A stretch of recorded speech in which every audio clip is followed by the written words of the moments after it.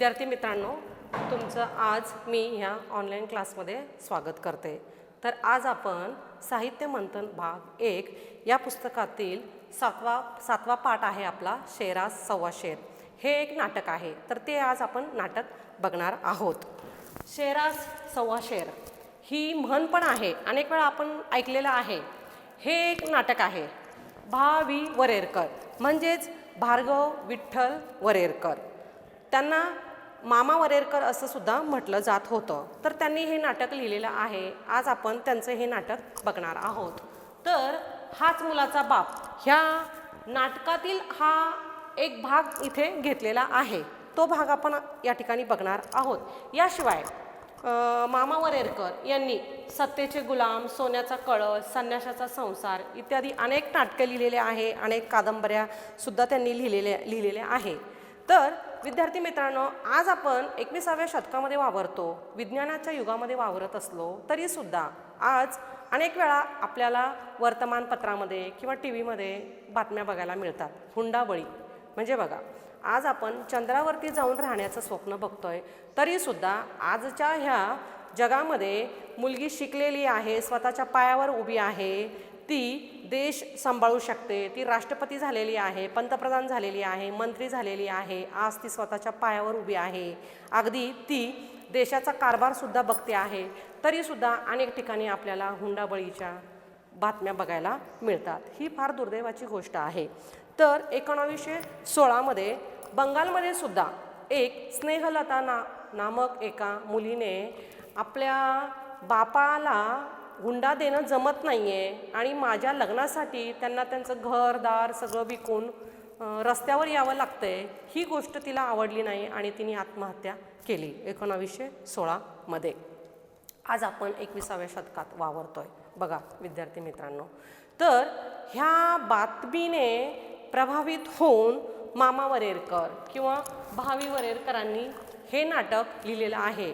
हे नाटक विनोदी रूपामध्ये असलं तरी एक समाज मंथन व्हावं, समाजाला एक संदेश जावा, हा त्यांचा उद्देश आहे।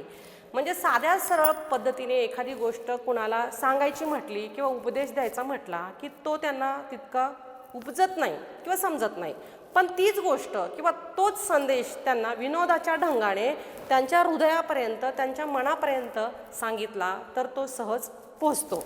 तर त्यामुळे त्यांनी काय केलेलं आहे की ही जी गोष्ट आहे, हुंडा प्रथा समाजामध्ये कशी अनिष्ट एक रूढी बनलेली आहे, त्याचा समाजावर कसा परिणाम होतो आहे, ते ह्या नाट्य रूपामध्ये त्यांनी आपल्यासमोर आणलेलं आहे। शेरास सव्वा शेर। तर या ठिकाणी बघा, पात्र कुठली आहेत तर दिगंबर पंत आहे। दिगंबर पंतांची मुलगी आहे यमुना, शिकलेली आहे ही यमुना। तर ह्या यमुनेची इच्छा असते की आपण वसंतशी लग्न करावं, वसंतची पण इच्छा असते की आपण यमुनेशी लग्न करावं। तर दिगंबर पंत आणि श्रीमंत रावबहादूर हे दोन मित्र आहे, त्यांचा घरोबा आहे, चांगला घरोबा आहे, त्यामुळे आपल्या मुलीचं यांच्या मुलाशी लग्न व्हावं ही दिगंबर पंतांची इच्छा आहे। गुलाब हा दिगंबर पंतांचा भाचा असतो। याचं पात्र या नाटकामध्ये फार महत्त्वाचं आहे। आणि विष्णुपंत हा राव बहादूरांचा कारभारी असतो, हाही या ठिकाणी महत्त्वपूर्ण भूमिका निभावतोय की हा जो कारभारी आहे त्याचा कारभार कसा आहे हे आपल्याला कळूनच येईल। तर दिगंबर पंत यांची मुलगी यमुना आणि राव बहादूरांचा मुलगा वसंत हा डॉक्टर असतो। तर आज आपण ह्या एका नाटकाला, त्याशिवाय समाजामध्ये ही एक प्रथा असू नये हा एक संदेश आपण देत आहोत। वसंत, माझं लग्न यमुनेशी व्हावं अशीच आमच्या आईची इच्छा होती। राव बहादूर, गेली बिचारी, खरे सुखसोहळ्याचे दिवस पाहण्याचे काही तिच्या नशिबी नव्हतं, गेली, तीही गेली आणि तिच्याबरोबर तिच्या इच्छाही गेल्या। आता हे राव बहादूर काय म्हणताय की आपली पत्नी ही आता हयात नाही आहे, तर ती गेली आणि तिच्याबरोबर तिच्या इच्छाही गेल्या। पण वसंत जो काय असतो तो आईची इच्छा आहे की यमुनेशी आपलं लग्न व्हावं, यमुना ही आपली सून व्हावं, ही आईची इच्छा आहे। ती इच्छा आपण हे करावी, ती इच्छा आपण पूर्ण करावी, ही एक वसंतची इच्छा असते. पण बघा या ठिकाणी वसंत, तिची स्मृती तरी अढळ आहे ना, तिच्या स्मृतीबरोबरच माझ्या ह्या हृदयात तिच्या इच्छेची स्मृती अढळ राहिली आहे. तर वसंत काय म्हणतो, तिची स्मृती माझ्या हृदयामध्ये अढळ आहे, मी तिला कधीही विसरू शकणार नाही आहे. त्यामुळे तिची इच्छा किंवा तिच्या इच्छेचा मान राखणं, त्याचा सन्मान करणं हेही गरजेचं आहे. तर तिची इच्छाही मी विसरू शकत नाही. पडतील ते कष्ट सहन करून तिची इच्छा पूर्णतेला नेण्याची मी प्रतिज्ञा केली आहे. तुम्ही इतर कुठं स्थळ पाहू लागला असता तर मी तुम्हाला हेच सांगणार होतो. तर मुलगा वडिलांना म्हणतोय, तुम्ही इतर कुठे माझं स्थळ जर बघणार होता तर मी तुम्हाला हे सांगणार होतो की आईची जी इच्छा आहे ती आपण इच्छा पूर्ण करूया. विष्णुपंत, स्वगत. स्वगत म्हणजे स्वतःशीच बोलत. कॉलेजात गेली की पोरं बिघडायचीच, तरी मी साहेबांना सांगत होतो. हा विष्णुपंत कोण आहे? हा कारभारी आहे. हा यांच्याच बाजूने बोलत असतो. मग तो काय म्हणतो, कॉलेजला गेली की मुलं ही बिघडणारच, तरी मी सांगत होतो की नका कॉलेजला पाठवू वगैरे. दिगंबरपंत, वसंतराव, आपल्या मृत मातेचा शब्द पालन करण्याविषयी तुमची ही उत्कंठा पाहून मला खरोखरच अत्यानंद होत आहे. फार गांजलो होतो, एकदाचा या संकटातून मुक्त झालो.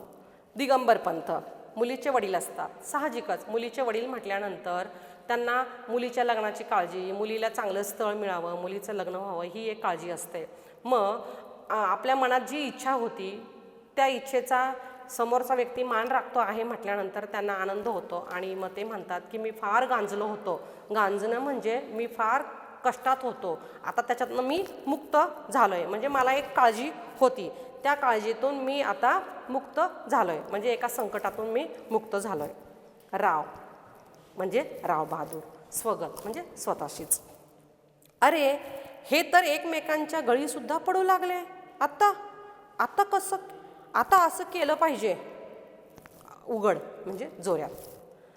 माझ्या आवडत्या मृतपत्नीची इच्छा पूर्ण करण्याचा सुयोग आलेला पाहून खरोखरच मला धन्यता वाटत आहे.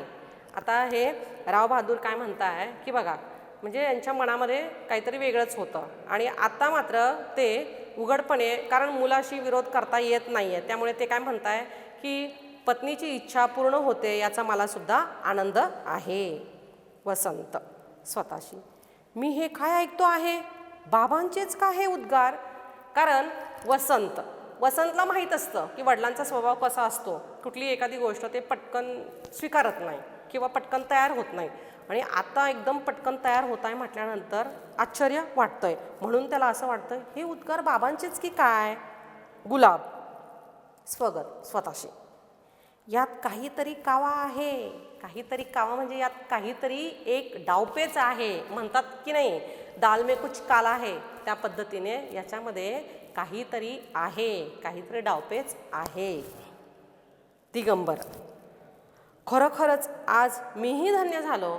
दिगंबर पंतांना त्यांची इच्छा असते की आपल्या मुलीचं लग्न यांच्या मुलाशी व्हावं आणि ती इच्छा पूर्ण होते म्हटल्यानंतर त्यांना चांगलं वाटतं. विष्णुपंत, सारे धन्य झाले. माझ्या धन्याचं धन कोण पाहिल, हुंडा काय घ्यायचा. विष्णुपंत हा जो कारभारी असतो, साहजिकच राव बहादुरांचा कारभारी म्हटल्यानंतर राव बहादुरांचाच त्याने विचार करणं साहजिकच आहे. म्हणून मग तो काय म्हणतो, सगळे धन्य झाले, पण माझ्या धन्याचा म्हणजे माझ्या मालकाचा कोण विचार करणार. कारण मालक हे जे काय असतात ते पैशाचे लोभी असतात. मालकांची इच्छा असते आपला मुलगा डॉक्टर आहे तर आपण त्याला इतकं शिकवलेलं आहे तर कुठली तरी चांगली श्रीमंत मुलगी मिळावी आणि भरपूर हुंडा मिळावा ही इच्छा. राव, छे, विष्णुपंत काय बोलता हे, हुंड्याचा मला अत्यंत तिटकारा आहे. बघा, मनामध्ये एक आहे पण वरतून बोलताना छे हे काय बोलताय, मला हुंड्याचा तिटकारा आहे. विष्णुपंत, हुंडा घ्यायचा नाही तर दादासाहेबांना विलायतेला कसं पाठवता येणार. त्यांचा कारभारी विष्णुपंत काय म्हणतो, ठीक आहे, हुंडा नाही घ्यायचा, पण दादासाहेब म्हणजे वसंत वसंतला विलायतेला पुढच्या शिक्षणासाठी पाठवायचं आहे, मग ते कसं होणार? म्हणजे आपल्याला हुंडा नकोय, पण विलायतेला त्याने शिकायला जायचं आहे, त्याचा खर्च. राव: होय, बरोबर, तीही एक तिचीच इच्छा होती आणि या पहिल्या इच्छेप्रमाणे ही तिची दुसरीही इच्छा पूर्ण करायला मी अर्थात बांधला गेलो आहे. आता मुलगा आईची इच्छा पूर्ण करतोय म्हटल्यानंतर, म्हणजे बघा, आईची इच्छा होती की यमुनेचं लग्न वसंतशी व्हावं, पण ही इच्छा आहे की आपल्या मुलाने विलायतेला उच्च शिक्षणासाठी जावं, ही एक तिची इच्छा आहे आणि ती इच्छा पूर्ण करणं गरजेचंच आहे. गुलाब: वसंतला विलायतेला पाठवायला हुंड्याची रक्कम पाहिजे, इतकी आपली सांपत्तिक स्थिती डबघाईची असेल असं निदान मला तरी वाटलं नाही. या ठिकाणी गुलाब हा दिगंबर पंतांचा भाचा असतो. तो म्हणतो की विलायतेला मुलाला शिक्षणासाठी पाठवण्यासाठी यांची जी संपत्ती आहे किंवा सांपत्तिक म्हणजे पूर्ण इस्टेट आहे ती काय डबघाईला गेलेली नाही आहे, म्हणजे एवढी परिस्थिती त्यांची खालावलेली नाही आहे. राव: भ्रम आहे डॉक्टर, सगळा भ्रम आहे. मिशीला तूप लावून लोकात मिरवायचं एवढंच. दिवसेंदिवस वकिलांची संख्या वाढत असल्यामुळे आमचं आता पूर्वीसारखं कुठं चालतं आहे. त्यातून ही राव बहादुरी शोभण्यासाठी प्रत्येक ठिकाणी भले मोठाले वर्गणीचे आकडे टाकावे लागतात. नुसता बडा घर आणि पोकळ वासा आहे झालं. मग राव बहादूर सांगतात की हा सगळा भ्रम आहे. एवढा मोठा वाडा आहे, ही राव बहादुरकी म्हणजे एक श्रीमंतकी जी काय आहे. राव बहादूर म्हटल्यानंतर साहजिकच आपल्याला काय वाटतं की हा व्यक्ती श्रीमंत आहे. तसं नाही आहे, कारण ही राव बहादुरकी सांभाळायची म्हटली तर अनेक लोक येतात, मग त्यांचं सगळं आव भगत करणं वगैरे हे सगळं करता करता आमच्या नाकी नऊ येतं. शिवाय हे वकील असतात, त्यामुळे आजकाल अनेक वकील झालेले आहे. म्हणजे पूर्वी जशी वकिली चालत होती तशी आज राहिलेली नाही आहे. त्यामुळे जशी वरची परिस्थिती दिसते ती खरी नाही आहे. राव: छे छे, असं कसं होईल? ही तिची इच्छा आहे ना, ती पुरी झालीच पाहिजे. पण वसंतचं यमुनेशी लग्न व्हावं ही एक इच्छा आहे, तसं वसंतला विलायतेला उच्च शिक्षणासाठी जाणं किंवा पाठवणं ही तिची इच्छा होती. मग पहिली इच्छा पूर्ण करणं गरजेचं आहे, तसं ही इच्छा पूर्ण झालीच पाहिजे. गुलाब: स्वगत म्हणजे स्वतः मनामध्ये बोलतोय तो. असं पकडलंय काय? ठीक आहे, आता शेवटचाच उपाय. मग गुलाबला कळून चुकलं की हा माणूस एवढा सहजासहजी तयार होत नाही आहे. हुंडा तर त्याला घ्यायचा नाही आहे, हुंडा तो नको म्हणतोय, हुंडा हा नको म्हणतोय, पण दुसऱ्या मार्फत त्याला हुंडा पाहिजे. म्हणजे बघा, आपण म्हणतो ना अनेक वेळा, बघा, एखादं मुलाचं स्थळ असतं, मग मुलाची आई म्हणते आम्हाला काही हुंड्याचा लोभ नाही आहे, हां, पण एवढंच की तुमच्या मुलीला जाण्या येण्याचा त्रास नको म्हणून एखादी कार हवी आहे. आम्हाला काही हुंड्याचा लोभ नाही आहे, तुमच्या मुलीच्या सोयीसाठी कार. तुमची मुलगी कुठे फंक्शनला गेली की रिकामा गळा ठेवून कसं काय जाणार? तिच्यासाठी तुम्ही 20-25 तोळे सोनं, पण हुंडा नको आहे. म्हणजे ही एक पद्धत. विष्णुपंत: शिवाय असं पहा, मुलीच्या अंगावर 4 ठळकचे दागिने तर घातले पाहिजेत. म्हणजे बघा, इथे हुंडा नको आहे, पण मुलीच्या अंगावरती, कारण मुलीला तसंच पाठवणं योग्य नाही आहे, निदान 4 दागिने वगैरे तर पाहिजेच. दिगंबर: माझ्या मुलीला दागिन्यांचा सोस मुळीच नाही, सोन्याचा तर तिला अगदी तिटकारा आहे. या ठिकाणी विष्णुपंत म्हणतात की विष्णुपंत सांगतात की 4 दागिने तर घातलेच पाहिजे, हुंडा म्हणून मिळतोय म्हटल्यानंतर. पण दिगंबर पंत सांगतात की माझ्या मुलीला दागिन्यांचा सोस म्हणजे आवड नाही आहे, तिला दागिन्यांची इच्छा नाही आहे, तिला ते आवड नाही आहे. विष्णुपंत: हे म्हणायचं नुसतं, तुमची मुलगी आहे तोपर्यंत म्हणेल फार तर, पण उद्या आमची सून होताच नजर फिरेल महाराज. मग हे काय म्हणतात, तुमची मुलगी आहे तोपर्यंत ठीक आहे, पण राव बहादुरांची सून म्हटल्यानंतर, इथे आल्यानंतर, लग्न झाल्यानंतर तिलाही वाटेल की आपण दागिने वगैरे घालावं. तसं 4 ठळक दागिने तुम्ही दिलेच पाहिजे. राव बघा काय म्हणतात. अशी मुलीला काय दागिन्यांशिवाय ठेवायची आहे, इब्रतीला शोभेल असंच काहीतरी केलं पाहिजे ना. बरं, आमच्या तिचे सारे 4 दागिने आहेत, पण ते मंजिरीचे आहेत, कारण तीही तिचीच इच्छा आहे. आता ही मंजिरी जी काय आहे, ती मंजिरी ही मंजिरी वसंतची बहीण श्रीमंत राव बहादूरांची मुलगी असते. मग या ठिकाणी बघा राव बहादूर म्हणतात की तसंच कसं काय मुलीला पाठवायचं, आमच्या इच्छी म्हणजे त्यांच्या पत्नीचे 4 दागिने आहे, वसंतच्या आईचे 4 दागिने आहे, पण मंजिरी ही माझी मुलगी आहे, तिला लग्न करून पाठवताना तिच्या अंगावर ते दागिने घालायला पाहिजे. गुलाब, आणखी काय काय तिच्या इच्छा निघणार आहेत देव जाणे. म्हणजे सांगतात ना राव बहादूर की मुलीच्या लग्नामध्ये 4 दागिने घालून तिला पाठवावं, ही तिची इच्छा.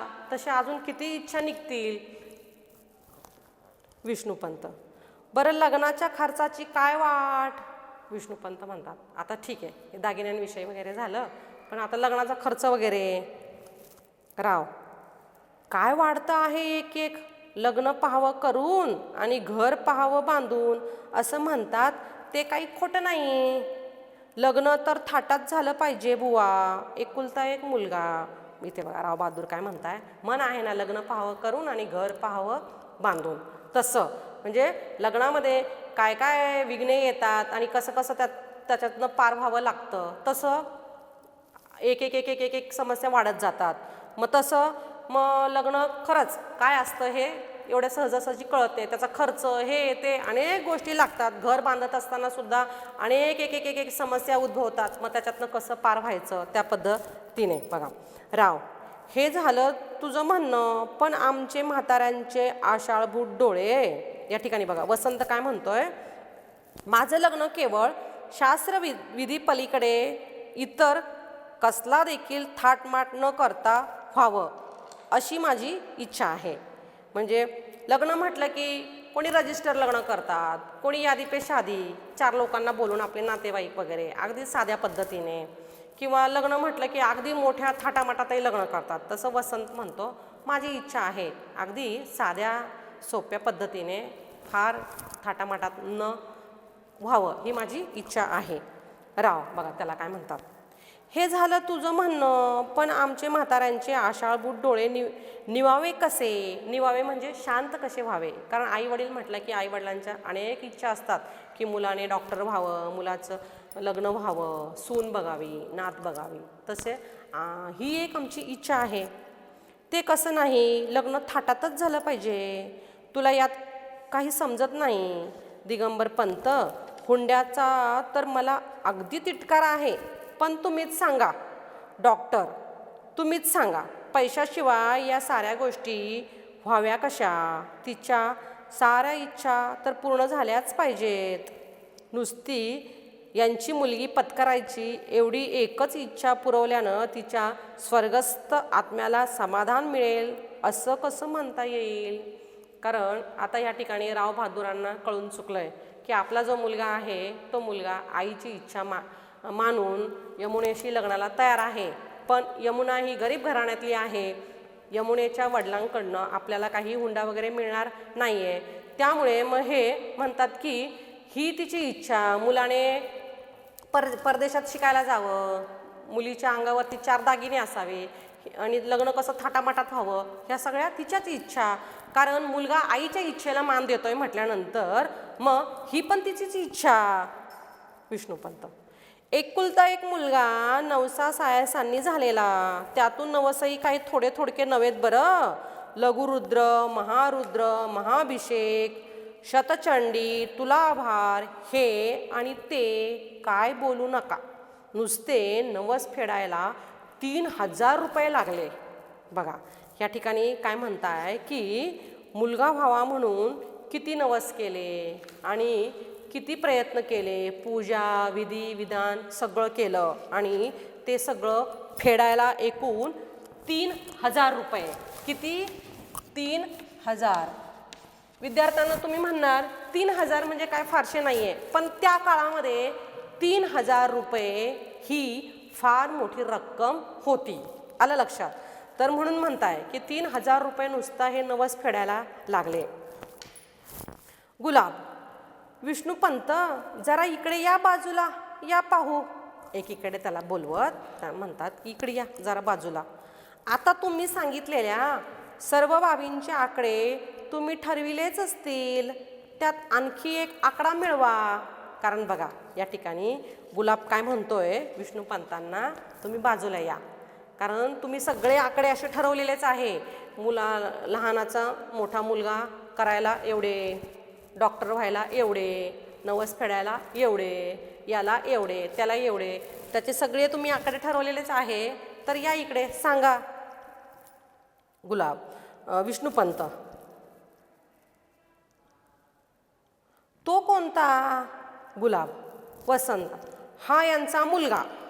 यांनी त्याला लहानाचा मोठा केला, त्याची दुखणी बहाणी काढली, त्यांच्यासाठी एवढे जे परिश्रम केले त्याबद्दल यांचा आजपर्यंतचा मेहनताना मिळवून चटकन काय तो एकच आकडा सांगा पाहू.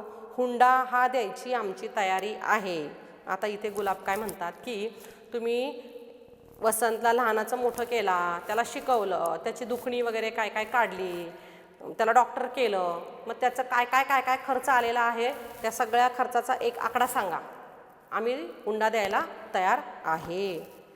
विष्णूपंत, दगड आहात, शुंभ आहात, अगदी अगदी भोळा भाव आणून दगड आहात म्हणजे आम्हाला हुंडा घ्यायचा नाही आहे, तुम्ही हे काय म्हणताय, असा भाव आणून. राव, विष्णूपंत, बोलणं सभ्य असावं, ही काय भाषा, काय झालं? राव बहादूर काय म्हणतात, बोलणं सभ्य असावं, कारण आम्हाला हुंडा तर घ्यायचा नाही आहे आणि तुम्ही हुंडा हा शब्द कशाला उच्चारताय? विष्णूपंत, नाही, हुंडा द्यायला आमची तयारी आहे असं हे म्हणाले तेव्हा मला अर्थात राग आला. दिगंबर पंतांसारख्या सद्गृहस्थाकडून हुंडा घेण्या इतके आम्ही कसाब आहोत वाटतं. या ठिकाणी बघा काय म्हणतात की विष्णूपंत, दिगंबर पंत हे साधे सरळ सज्जन गृहस्थ असतात, फारसे श्रीमंत नसतात आणि आम्ही यांच्याकडनं हुंडा वगैरे घेतोय वगैरे काय असा तुमचा काही समज वगैरे झालाय की काय? राव, हुंडा म्हणून घ्यायचा नाही असा तर माझा कृतसंकल्प आहे. राव बहादूर म्हणतात हुंडा घ्यायचा नाही, कृतसंकल्प म्हणजे मी ठरवलेला आहे की हुंडा हा घ्यायचा नाही, निश्चय केलेला आहे. मग तो कोणाकडून का असेना, म्हणजे आज यमुनेशी लग्न झालं तरी यमुनेच्या वडिलांकडनं हुंडा घ्यायचा नाही, किंवा उद्या एखादं दुसरं स्थळ आलं तरी त्यांच्याकडून सुद्धा हुंडा घ्यायचा नाही, मी असं ठरवलेलं आहे. गुलाब, तर मग किरकोळ खर्च म्हणून काय रक्कम घ्यायची ठरली आहे? पण या ठिकाणी गुलाब म्हणतात मग काहीतरी ठीक आहे, हुंडा नको आहे, मग किरकोळ खर्च वगैरे त्याची तर काहीतरी रक्कम ठरली असेल ना. विष्णूपंत, दिगंबर पंत एवढे श्रीमंत कधी झाले? विष्णूपंत हा कारभारी, म्हणजे दिगंबर पंत हे साधे सरळ फारसे श्रीमंत नसणारे गृहस्थ आहे आणि ते हुंडा द्यायला तयार आहे. हुंडा यांना घ्यायचा नाही आहे, म्हणजे हुंडा घ्यायचा आहे पण स्पष्ट त्याला हुंडा म्हणायचा नाही आहे. आम्हाला हुंडा नको आहे, तुमच्या मुलीसाठी यायला जायला सोय म्हणून कार द्या, तुमच्या मुलीला कपडे धुणं किंवा भांडी घासणं त्रास नको आहे म्हणून एखादी वॉशिंग मशीन वगैरे द्या वगैरे असं त्या पद्धतीने. बघा गुलाब, मामा काय आहेत तसे दिगंबर पंत खरेच आहेत, पण मला हल्ली आकस्मिक वैभव प्राप्त झालं आहे. माझे एक चुलते तिकडे केपटाऊनला व्यापार करीत असत, ते यंदा वारले. होते कोण म्हणा मनामध्ये म्हणतात होते कोणते, कारण उगाच काहीतरी सांगतोय. बघा, ते निपुत्रिक होते, त्यांनी मृत्यूपत्रात आपली सर्व इस्टेट आहे सुमारे 1.5 लाखाची माझ्या नावे करून दिली आहे. आता बघा इकडे गुलाब काय एक आयडिया लढवतात की दिगंबर पंत आहे ते तसेच आहे, परिस्थिती जशी होती आजही तशीच आहे. पण काय झालंय, माझे एक काका होते केपटाऊनला परदेशामध्ये, ते वारले आणि त्यांना कोणी वारस नव्हतं. तर अचानक धनलाभ व्हावा तशा पद्धतीने त्यांची जी काही इस्टेट आहे ती मला मिळाली आणि तीही किती तर 1.5 लाख. तुम्ही म्हणणार 1.5 लाख आज फारशी मोठी रक्कम नाही आहे, पण त्या काळामध्ये 1.5 लाख म्हणजे एखाद्या 1.5 कोटीच्या बरोबर. मग आता 1.5 लाख रुपये म्हणताच राव बहादूरांच्या तोंडाला पाणी सुटणं साहजिकच आहे. राव, काय म्हणता, काय काय म्हणता काय, असे वर बसा ना खुर्चीवर, खरंच मोठे भाग्यवान आहात बुवा. या बसा, या कोचावर, उभे किती राहाल. म्हणजे बघा विद्यार्थ्यांनो, इतक्या वेळ हे जे काही संभाषण चालू आहे ते उभं राहूनच चालू आहे. इतक्या वेळ दिगंबर पंतही बसलेले नाहीये आणि गुलाबही बसलेला नाहीये आणि आता मात्र राव बहादूरांच्या तोंडाला पाणी टपकतंय, कारण 1.5 लाखाची संपत्ती त्यांना अनायासे मिळालेली आहे म्हटल्यानंतर या बसा बसा, या इथे कोचावर बसा. म्हणजे आता किती त्यांचं आवभगत स्वागत म्हणतात की नाही तसं स्वागत करताय बघा. दिगंबर गुलाबला एकीकडे, नानू तुला झालं आहे तरी काय, भलतंच काय बोलतो आहेस. कारण दिगंबर पंतांना माहीत असतं, दिगंबर पंत हे त्यांचे मामा आणि त्यांना माहीत असतं की कुठले काका वगैरे असं काही नाही आहे आणि हा काय बोलतोय, म्हणून त्याला बाजूला घेऊन असं काय बोलतोय तू, काय झालंय तुला, असं काय बोलतोय वगैरे. बघा गुलाब, तेव्हा यमुनेसाठी 5,000 रुपये खर्च करणं म्हणजे आता माझ्या हातचा मळ आहे. म्हणून बघा या ठिकाणी गुलाब काय म्हणतोय, 1.5 लाखाची मला इस्टेट मिळालेली आहे, काका बरंच काही मला सोडून गेलेले आहे आणि आता 5,000 खर्च करणं माझ्या काय हातचा मळ आहे, मी सहज खर्च करू शकतोय. राव, मला आणखी एक योजना सुचली आहे, आमची मंजिरी आता लग्नाला झाली आहे. बघा राव बहादूरांचा आता इतक्या वेळ वसंत आणि यमुनेच्या लग्नाला आडेवेडे घेणारा हा माणूस आता मात्र आपल्या मुलीचं सुद्धा लग्न करून द्यायला तयार आहे, तेही कुणाशी, गुलाबशी. कारण गुलाब हा आकस्मिक श्रीमंत झालेला आहे. गुलाब स्वगत मनाशी, हा माझ्या उसन्या श्रीमंतीचा प्रभाव, मनामध्ये म्हणतोय हा माझ्या उसन्या श्रीमंतीचा प्रभाव, खरं तर काही मिळालेलं वगैरे नसतं.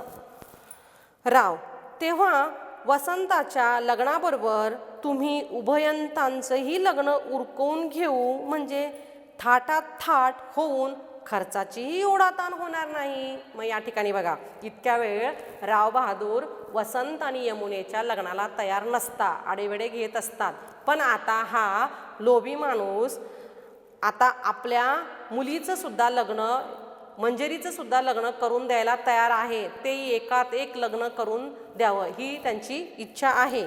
तर अशा पद्धतीने बघा हुंड्याच्या लोभी असणारा या ठिकाणी हा राव बहादूर, श्रीमंत राव बहादूरांना खोटं बोलून उसनं पैशाचं किंवा श्रीमंतीचं आव आणून हा जो गुलाब असतो, हा गुलाब कशा पद्धतीने यमुनेचं लग्न वसंतशी करतो, त्याच पद्धतीने ह्या श्रीमंतराव बहादूरांची जी मुलगी असते मंजिरी, हिच्याशी सुद्धा स्वतःचं लग्न होतं.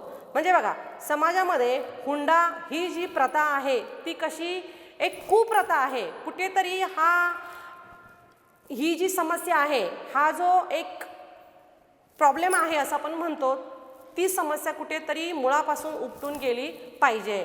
विद्यार्थी मित्रमैत्रिणींनो, उद्या तुमचंही लग्न होणार आहे, तर मुलांनी ठरवलं पाहिजे की मी हुंडा घेणार नाही आणि मुलींनी सुद्धा ठरवलं पाहिजे की हुंडा घेणाऱ्या मुलाशी मी लग्न करणार नाही. मुलांनी तेच ठरवायचं आहे आणि मुलींनीही तेच ठरवायचं आहे. अशा पद्धतीने हुंडा ही एक कुप्रथा आहे, ती कुप्रथा आपल्याला ह्या समाजातून नष्ट करता येते.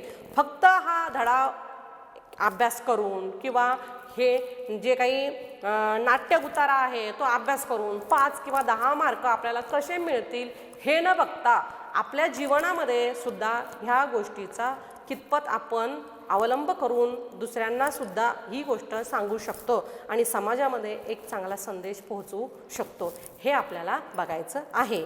तर आज या ठिकाणी आपण हा पाठ बघितलेला आहे.